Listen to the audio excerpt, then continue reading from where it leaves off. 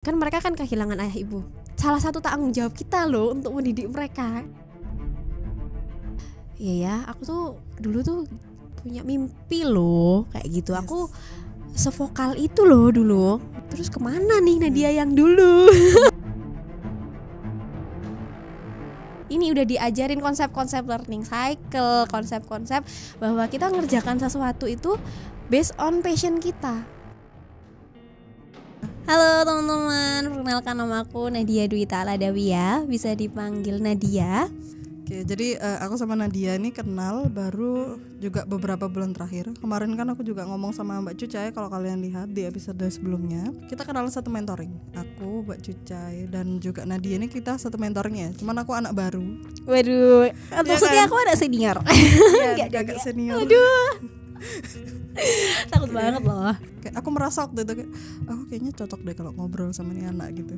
Padahal kita belum kenalan waktu itu ya. Iya, tapi aku tuh dengerin kamu cerita kan. Kalau kita di mentoring kan kita tuh mesti sharing kan cerita kita minggu ini tuh apa gitu kan. Waktu itu aku kayak nih anak kalau cerita kok ceria banget gitu loh. Terus aku tuh kayak suka gitu loh dengerin kamu tuh cerita. Terus akhirnya aku ajak. Masya Allah, terima kasih. Jadi kita hari ini mau bahas tentang pendidikan. Karena di situ aku tahu kamu kan lebih tertarik sebenarnya di pendidikan gitu. Dan aku juga sebenarnya mencari orang-orang yang punya panggilan jiwanya itu di bagian-bagian tertentu dan salah satunya itu pendidikan. Gimana nih, coba ceritain. Karena gini, aku tidak setuju dengan pendidikan sekarang yang hanya memprioritaskan pendidikan itu nantinya buat cari duit doang. Outputnya pendidikan yang di Indonesia saat ini ya. Yes. Terus kamu kan mainnya bukan main. Lingkupnya? Oke, lingkup pendidikan kamu ngajarnya ke anak-anak. Gimana menurutmu biar anak-anak ini tidak tercuci otaknya? Biar nanti itu pendidikannya itu tidak hanya sekedar aku kuliah biar dapat ijazah biar bisa dapat duit. Mungkin disclaimer dulu ya. Jadi aku bukan dari background pendidikan maksudnya di kuliahnya juga bukan gitu ya. Jadi apa yang aku sampaikan di sini itu berdasarkan experience aja. Udah tertarik di dunia pendidikan. Sebenarnya awalnya tuh kecemplung sih karena di waktu SMP itu tiba-tiba diminta bantuan untuk ngajar sama guru ketika SMP. Ternyata jadi guru les kayak gitu. Ternyata itu keterusan dan merasa kayak aku kayaknya ini passionku deh. Jadi kalau udah zaman SMA udah pernah tahu kita tuh harus sesuai dengan passion kayak gitu kan. Okay. Dan di pendidikan yang aku jalani di SD dan SMP itu yang memang mengarahkan sesuai dengan passionnya. Jadi aku belum pernah cerita ya ini kan sebelumnya ke Mbak Nadia. Jadi aku tuh dulu di sekolah di SD dan SMP itu memang di sana ada projectnya namanya Program of Entrepreneurship. Nah di Program of Entrepreneurship itu dia ada learning cycle yang memang didasari dari passionnya. Jadi kita ada project, itu masuk ke subjek di pelajaran. Masuk di pelajaran. Sekolah di mana sih? Kok keren banget. Ini boleh di-spill di sini. Boleh kan ya? Sih. Namanya Citra Berkat atau kalau misalnya tahu Ciputra. Jadi itu satu yayasan yang dibangun oleh Pak Ciputra. Anak kaya ya. Alhamdulillah. Allah yang mudahkan kayak gitu ya. Salah satu hal yang aku syukuri karena di sana itu ini udah diajarin konsep-konsep learning cycle, konsep-konsep bahwa kita ngerjakan sesuatu itu based on passion kita. Kayak gitu. Jadi setiap anak punya project sendiri-sendiri dan itu harus. Iya, dan itu ada pelajarnya sendiri. Artinya nggak hanya sekedar dibiarkan, kemudian nggak difasilitasi dengan waktu, nggak difasilitasi dengan pembimbing. Jadi aku tuh udah bimbingan dari SMP. Jadi kayak bimbingan skripsi gitu. Dan itu pembimbingnya itu nggak cuma dari guru. Jadi kayak istirahat itu ada jam bimbingan buat kita ngerjain proposal kayak gitu. Dan juga ada pembimbing dari luar ya kayak skripsi gitu. Jadi aku sampai ngehubungin waktu itu cuma kan karena memang masih SMP jadi kemana-mana ya proyekku waktu kelas waktu awal itu kalau kelas 7 waktu itu kita diarahin dulu. Jadi kita dicobain untuk proyek yang ke sosial gimana, proyek bisnis gimana kayak gitu. Pada akhirnya ada yang berkelompok. Temanku ada yang suka F&B jadi bikin satu kelompok kan maksimal 2 orang kayak gitu kan. Ada yang jualan. Tapi aku waktu itu arahnya lebih suka itu aku emang suka ngomong kan kayak gitu. Jadi aku bikin kayak penyuluhan kayak gitu ke ibu-ibu PKK kayak gitu. Itu sendiri karena emang temanku nggak ada yang minat ke situ. Nah jadi kayak dari guru udah mengidentifikasi kamu passionnya di sini, kamu bikin project ini. Dan itu dengan learning cycle, nggak cuma sekedar bikin selesai. Jadi ada konsep learning cycle yang memang ditanamkan dari sekolah. Dari awal itu eksplorasi, ngeplan ini bikin proposal, kemudian doing, jadi kita bikin projectnya. Nah doing ini yang di SMP tuh baru diajari ada prototype, ada testimoni kayak gitu-gitu sampai bikin kayak gitu. Berarti lebih ke arah di bisnisin ini gimana gitu. Dan nggak cuma, meskipun projectnya adalah jasa. Jadi waktu itu tuh aku pernah bikin kayak memfasilitasi pameran. Jadi dan satu lagi dihubungin sama pelajaran. Jadi nggak sekedar bikin project sudah, tapi dihubungkan dengan apa ya sih yang sedang kamu pelajari dan boleh pilih dari pelajaran, diintegrasikan gitu loh. Jadi nggak sekedar cuma kita bikin project asal-asalan, tapi ini hubungannya sama yang kamu pelajari nih materi yang mana, dan itu boleh pilih dan dibantu sama gurunya untuk ini cocoknya ini. Jadi ada kan waktu SMP kita ada pelajaran pameran ya. Ingat nggak? Nggak ada. Mohon maaf, SMP saya nggak ada. Itu ada di kurikulum. Nggak ada. Adanya tuh kesenian. Nggak ada pameran apa itu? Nggak ada. Jadi ada, kita tuh mengelola pameran seni. Jadi pameran dulu kalau bikin karya seni kan dipamerkan ke orang tua kayak gitu. Nggak juga. Nggak gitu. Sebentar ya, aku baru ngerti nih. Ternyata sekolah kita seberbeda itu maksud aku. Ya itu. Jadi kita hubungin ya, ternyata pendidikan tuh sepenting itu loh, pendidikan dasar gitu SMP ya. Nah itu jadi aku yang memplankan pameran untuk anak-anak kelas 7. Jadi waktu itu aku kelas 9 kayak gitu. Jadi aku merancang pameran, dan sampai yang aku bilang tadi ada pembimbing dari luar kayak gitu. Aku sampai kontak-kontakan sama yang nyariin dari guru terutama gitu.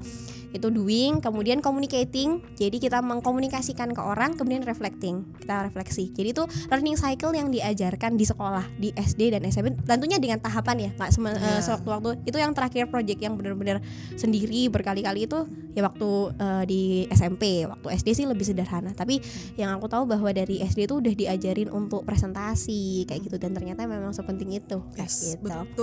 betul banget presentasi. Nah qadarullah SMA-nya aku pinginnya tuh di tempat yang sama, karena aku ngerasa ini tuh cocok nih buat ngembangin diri aku. Aku tuh udah realize gitu dari SMP itu. Aku tuh emang kayaknya ke arah sini deh, kayak entrepreneur tuh bagus deh kayaknya buat masa depan gitu lah.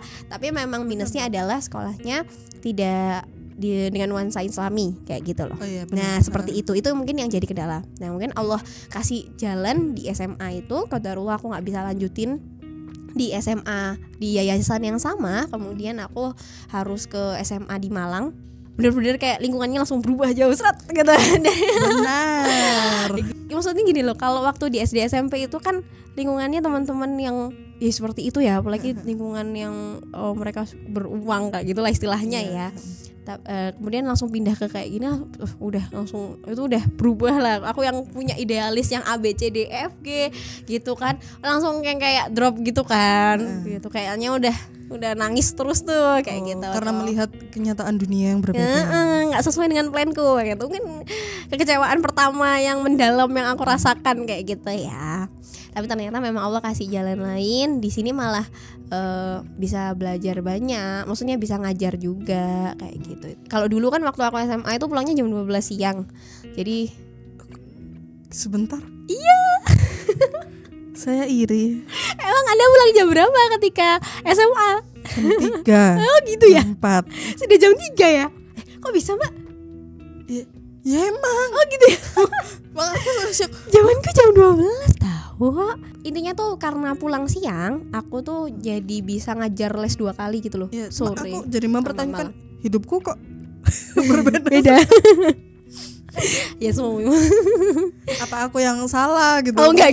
Mengingat maksudnya. Oh salah. Sampai kuliah tetap ngajar waktu Covid. Nah, aku bikin komunitas belajar gratis di rumah. Aku kerjasama sama adikku. Jadi ngomongin ke Karang Taruna, terus minta bantuan mereka untuk ngajar. Habis itu ke ibu-ibu PKK buat sosialisasi program itu di satu RW itu. Kalian keren banget. Kan se-idealis itu aku juga baru kok bisa ya aku dulu se-idealis itu ya, kok seberani itu ya. Ini harus dikembalikan idealisme. Iya, ya ampun, kemana semua ini? Anda kena realita hidup dan kena gaji enak. Astagfirullah. Itu sih. Jadi sampai sosialisasi, sampai kita penggalangan dana juga. Jadi kita nggak karena nggak dari dana nol ya, gimana kan nggak ada dana kan. Iya. Dan alhamdulillah dari ibu-ibu PKK di sana support. Jadi istilahnya ada yang nemenin kayak gitu loh. Gitu, oke. Waktu itu dana sampai berjalan 1 tahun alhamdulillah, sampai kolaborasi dengan komunitas Senyum Anak Nusantarasan. Itu lumayan ada di nasional, salah satunya di Pasuruan, dan mereka collab akhirnya di situ. Jadi tempatnya di masjid dan terbuka buat umum, artinya nggak cuma yang anak-anak muslim aja, tapi juga yang non muslim juga bisa ikut belajar. Aku sempat di waktu aku tuh nggak punya murid sama sekali, murid les pun nggak punya. Nah itu jadi kayak tamparan buat aku tuh loh. Aku tuh salah apa ya? Ada Waktu kapan tuh? Waktu kuliah. Oke. Jadi tiba-tiba tuh aku nggak punya murid les sama sekali. Padahal aku tuh bisa punya murid 4, 5, maksudnya dan rutin ya, atau ngajar di suatu tempat kayak misalkan aku pernah ngajar desain ke anak-anak, ngajar ngaji dan sebagainya. Ada di satu titik aku pernah nggak punya murid sama sekali. Aku juga nggak tahu kenapa. Itu yang bikin aku sempat nangis gitu kan. Aku salah apa ya? Ada maksiat apa sih yang aku bikin gitu? Kok sampai Allah nggak ngasih amanah aku untuk ngajar kayak gitu? Alasannya nggak nemu. Nggak, maksudnya Saya menunggu loh jawabannya. maksudnya aku ternyata pernah di titik itu gitu loh. Saya sempat nggak ada murid kayak gitu. Padahal aku udah ada murid dari aku kelas 9 SMP tuh terus. Jadi nggak pernah putus tuh murid lesnya. Jadi satu selesai ganti yang lain, satu selesai ganti yang lain. Apa karena gini, hatinya tenang nggak? Enggak. Enggak ya? Makanya yang bikin nangis itu. Maksudnya nggak tenang tuh karena nggak ngajar atau karena nggak ada pemasukan? Tuh bukan pemasukan sih. Berarti karena nggak ngajar kan? Karena nggak ngajar. It's okay kalau misalnya kan ada orang yang memang butuh duit dan it's okay. Cuman kan tadi aku memastikan berarti kan karena nggak ngajar. Berarti it means hatimu yang meronta itu kan. Mungkin itu malah kayak Allah itu menunjukkan ini loh, kalau kamu tuh berhenti ngajar rasanya begini. Bisa jadi ya. Bisa jadi, makanya akhirnya kamu sampai sekarang kan ya konsisten terus gitu kan. Bisa jadi sih. Bisa jadi ya. Bisa jadi. Berarti mungkin aja emang harus ngajar terus hidupnya. Iya. Ya aku ngerasa dengan ngajar itu sebagai bentuk sedekah dari ilmu yang kita punya gitu ya. Wakaf ilmu, aku pernah dengar kalau wakafnya orang punya ilmu itu yang ngajar kayak gitu sih. Ini dari diri aku sendiri ya. Aku minta pendapat kamu. Aku tuh merasa kalau aku tuh belajar sesuatu, aku merasa kayak Allah itu memberikan aku kemudahan untuk mengerti ini, dan rasanya aku tuh berdosa kalau aku tuh menyimpan ini sendiri.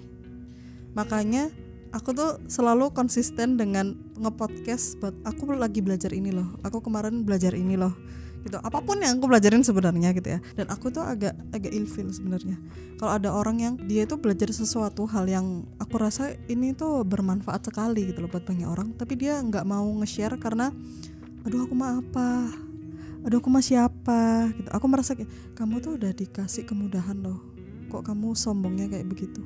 Aku merasa seperti itu. Kalau menurut kamu dengan pendapat seperti itu kayak mana? Sebenarnya tergantung ya, karena memang aku juga belajar bahwa ketika kita bicara harus dengan ilmu ya. Yes. Ya, jadi mungkin orang-orang yang seperti itu khawatir menyampaikannya setengah-setengah atau baru menyadari ilmu, baru memahami ilmunya setengah, takutnya ada salah paham yang disampaikan, mungkin seperti itu ya. Ketika kita ngajar itu adalah titik tertinggi dari kita paham sesuatu. Yes, ya, benar, setuju. Jadi kalau dulu zaman SMA ketika paham sesuatu, aku bakal ngerasa ini paham ketika aku bisa ngajari temanku kayak gitu ya. Iya, karena level pemahamannya beda. Benar-benar. Aku tuh juga pernah sempat di titik aku tuh juga baru belajar agama kayak gitu kan. Cuma memang ada kewajiban setelah belajar di pondok, setelah belajar 1 tahun, ada kewajiban mengabdi mengajar 1 tahun. Iya. Nah, ketika ustadz aku bilang bahwa dan dia ngajar ya kayak gitu. Terus ustadz saya tuh bisa ngajar, saya emang suka ngajar anak-anak, tapi ilmu saya tuh kurang banget kayak gitu. Aku merasa ilmu kurang polnit, tahsin masih kacau, hafalan masih kacau. Ini aku tuh malah takut ketika aku ngajar, aku ngasih yang kurang, aku ngasih yang salah kayak gitu. Tapi ustadz aku ngotot, kamu harus ngajar, nggak apa-apa, kamu ngajar aja. Ternyata ya gitu, kayak berjalan aja, nanti lama-lama paham kok, nanti lama-lama Allah yang memahamkan kok. Itu yang aku ngerasain. Oh iya ya, dulu tuh aku waktu awal Aku jawab nggak bisa.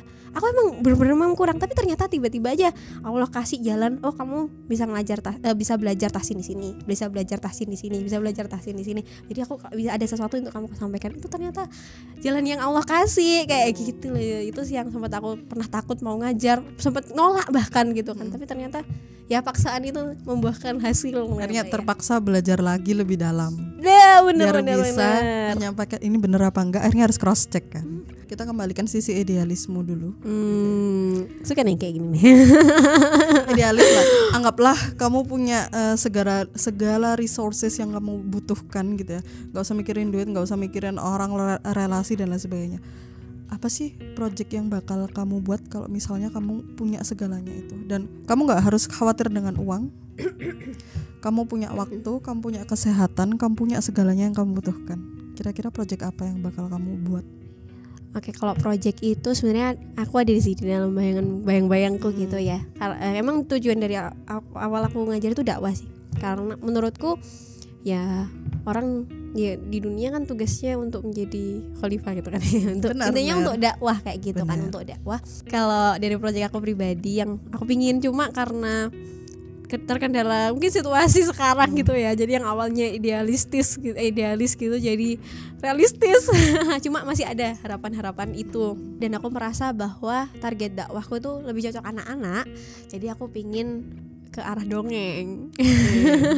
Boleh. Terus gimana sih kalau menurut Mbak, gimana dongeng gitu? Aku maksudnya gini, aku kalau untuk ngomongin soal anak-anak, aku itu nol parah.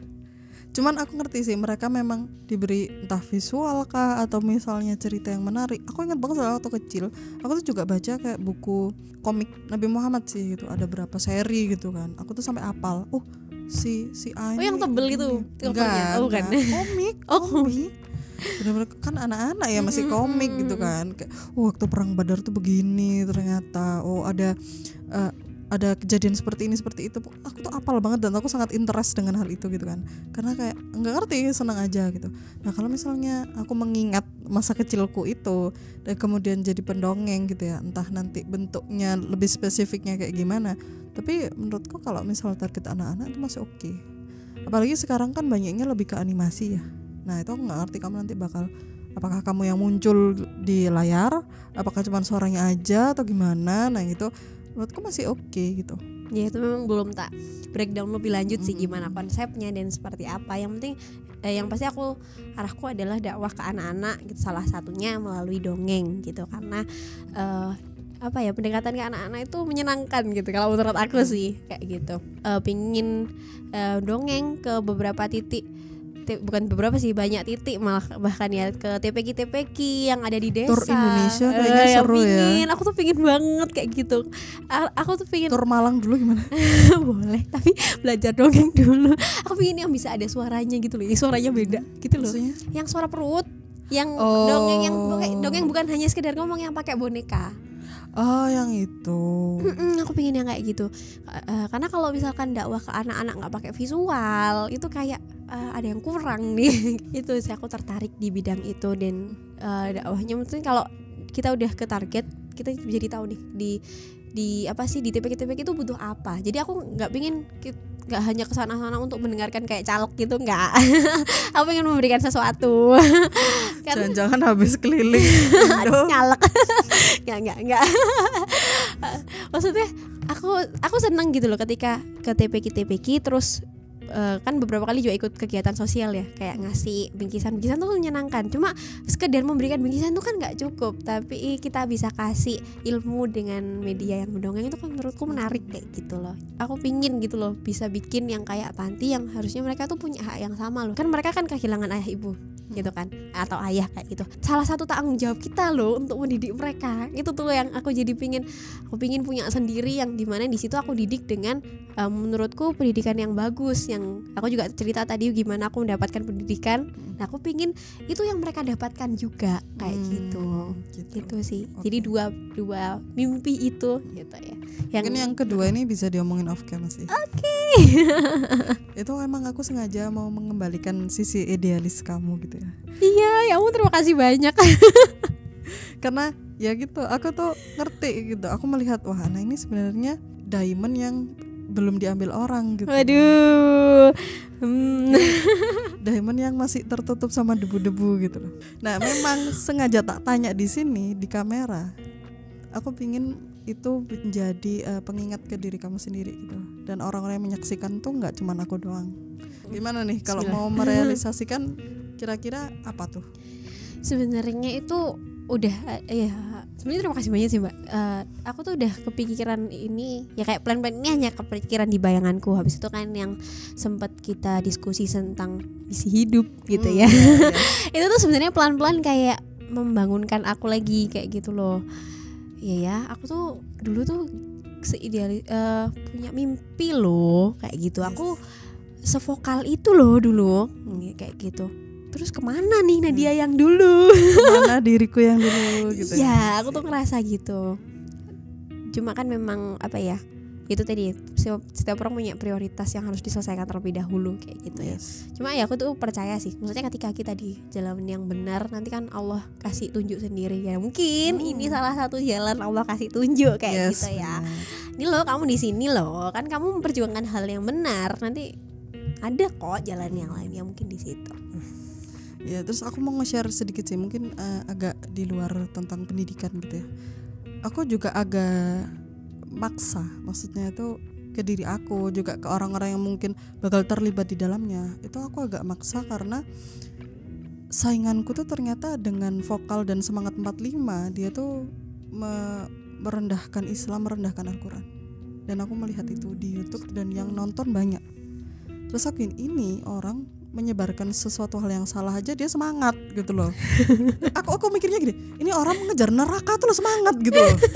Aku tuh bukan mengejar neraka gitu loh. Kok aku nggak sesemangat dia nih, apa yang salah denganku gitu loh. Ini aku harus membenahi diri gitu. Akhirnya gitu. Nah itu kayak pokoknya tadi mereka semangat 45 mengejar neraka gitu. Harusnya aku juga semangat 45 bahkan lebih buat mengejar surga. Masa aku kalah sama orang yang ngejar neraka. Gitu. Oke, kita akhiri podcastnya di sini dulu dengan tamunya Nadia. Meskipun baru kenal beberapa bulan, tapi ternyata ada makna yang luar biasa di situ. Yang mana dari masa lalunya yang ternyata berbeda sekali ya pendidikan kita ya. Yang kamu di swasta yang sebegitunya, ternyata aku yang negeri itu melihat pendidikan tuh berbeda sekali kacamatanya gitu. Ternyata masih ada harapan di dalam pendidikan. Masih ada sekolah-sekolah yang memperjuangkan pendidikan yang bagus gitu. Yes, benar, masih ada yang masih memperjuangkan hal yang memang seharusnya diperjuangkan gitu ya. Oke, sekian dulu podcast kali ini. Semoga nanti kita bakal ketemu lagi ya ke depannya. Insyaallah. Thank you for listening to my podcast. Assalamualaikum warahmatullahi wabarakatuh. Assalamualaikum warahmatullahi wabarakatuh. See you on the next episode. Bye bye.